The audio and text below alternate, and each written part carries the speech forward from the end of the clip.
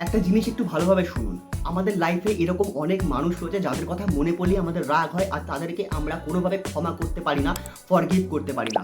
আর শুনুন, যদি আপনি কাউকে ফরগিভ না করতে পারেন তাহলে আপনার এনার্জিটা সেই পাস্টে সেই জায়গায় এখনো আটকে রয়েছে, সেটা আপনি রিলিজ করতে পারেননি এখনো।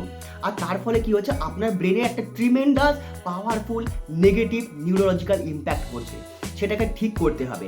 আর যদি না আপনি কাউকে ফরগিভ করতে পারছেন বা ক্ষমা করতে পারছেন, আর তত অবধি না আপনার যে ভাইব্রেশন, আপনার যে ফ্রিকোয়েন্সি, সেটা না পজিটিভ হবে না, আর আপনার লাইফে কোনো কিছু না আপনি ঠিকভাবে ম্যানিফেস্ট করতে পারবেন না।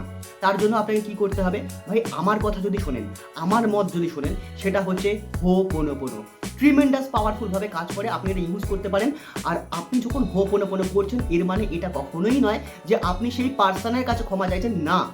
আপনি সেই ঈশ্বর ভগবান আল্লাহর কাছে আপনি ক্ষমা চাইছেন, বা আপনি ইউনিভার্সের কাছে ক্ষমা চাইছেন। আপনি তাকে বলছেন, আই অ্যাম সরি ইউনিভার্স, আমি জেনে না জেনে যা ভুল করছি তার জন্য আই অ্যাম সরি, আর আমি মানছি আমি রেসপন্সিবল তার জন্য। প্লিজ ফরগিভ মি, আমি যা ভুল করেছি তার জন্য আমাকে ক্ষমা করে দাও। থ্যাংক ইউ আমাকে ক্ষমা করার জন্য, আমাকে হিল করার জন্য, আমার এনার্জিকে পজিটিভ করার জন্য। Thank you very much. I love you. আমি আমার লাভ এনার্জি সেন্ড করছি এই ইউনিভার্সে, এই পৃথিবীতে, এবং সেই প্রত্যেকটা সিচুয়েশনকে যেটা আমি হিল করতে চাই, আমি যেটা ঠিক করতে চাই। আপনি এটা 21 দিন করে দেখুন, আপনি নিজের মধ্যে পরিবর্তন বুঝতে পারবেন। আর যখন আপনি পরিবর্তন বুঝতে পারবেন, তখন 21 দিন কেন, আর একটু বেশি করেই দেখুন না, আরও ভালো ইম্প্যাক্ট পাবেন।